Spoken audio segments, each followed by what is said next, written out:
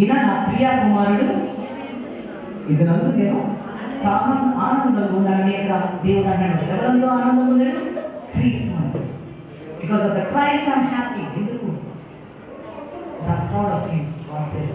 ఇంకొక ఇన్సిడెంట్ ఉంది. అక్కడ యేసు ప్రభువు, పేతురు అందరూ ఒక కొండ మీదకి వెళ్ళినప్పుడు అక్కడ ఏలియా మోషే ఉంటారు.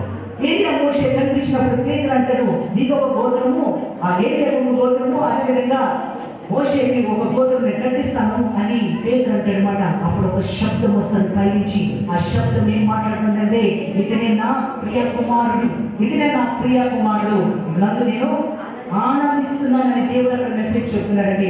రెండు సాక్ష్యం సరిపోవాలి. తండ్రి కుమారుడి కోసం చెప్పిన సాక్ష్యం, రెండు సాక్ష్యం చెప్తున్నారు. ఇదిలే నా ప్రియ కుమారుడు అని అక్కడ దేవుడు చెప్తున్నాడు అనమాట.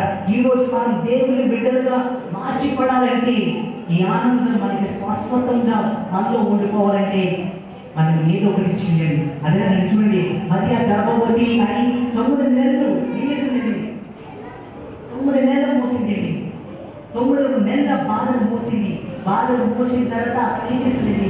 యేసు ప్రభువు అన్నాడండి, మన హృదయంలో ఒక ఐసు మన హృదయంలోకి రావాలంటే మనం ఏం చేయాలి? మన హృదయంలోకి ఈజీగా రావాలంటే ఆనందం మనం తెచ్చుకున్నట్టే. ఆనందం మన లైఫ్లోకి ఈజీగా వస్తుంది. అలాగైతే మరియమ్మ గర్భం ధరించిందో అదేవిధంగా మనము యేసుని ధరించాలి. అదేవిధంగా మనం ఏం చేయాలని? యేసుని ధరించింది. అందుకని ఒక మాట రాయబడి ఉంది. దేవదూత యేసుక్రీస్తు దేవదూత యేసు దగ్గరకు వచ్చి ఒక మాట ఉంది. అతని పేరు ఇమ్మానుయేల్ అని పేరు పెట్టుడు అన్నది. ఇమ్మానుయేల్ అంటే ఐఎమ్ అన్నది. ఫస్ట్ ఐఎమ్ అంటే తెలుగులో ఏంటి? ఉన్నవాడిని అని అక్కడ రాయబడి ఉంది తెలుగులో భాషలో. అది ప్లస్ పక్కన ఇంకొక వర్డ్ ఉంది, MAN అని మ్యాన్ అని ఉంది. IM MAN ఉంది. MAN అంటే ఏంటి? మానవుడు శరీరంలోకి వచ్చాడనమాట. ఉన్నవాడు నా అయిన వాడిని నేను ఎక్కడికి వచ్చాడండి? శరీరంలోకి వచ్చాను. మానవుడు శరీరంలోకి వచ్చాను. లాస్ట్ ఉన్న 3 లెటర్స్ వర్డ్స్ ఉన్నాయి. UEL. ఆ 3 లెటర్స్ ఈ 2 వర్డ్స్ కలుపుతున్నాయి. మానవుడు అని తెలుస్తుందన్నమాట. గాడ్ ఇస్ విత్ us అన్నమాట. క్రీస్తు మనతో అని రాయబడింది అన్నమాట.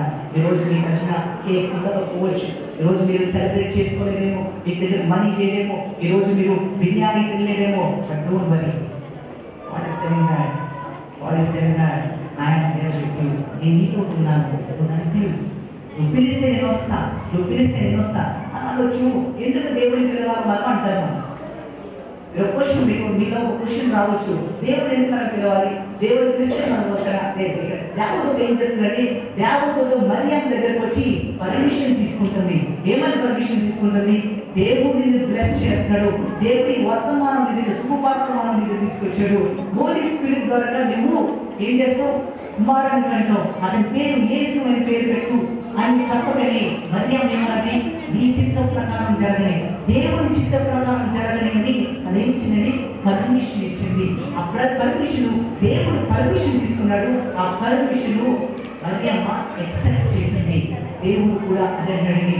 ఈరోజు దేవుడితో మాట్లాడచ్చు, క్రీస్తుతో మాట్లాడచ్చు. ఈరోజు క్రీస్తుని మీరు ఎక్సెప్ట్ చేస్తే క్రీస్తు మీలో ఉంటాడు. క్రీస్తుని రిజెక్ట్ చేస్తే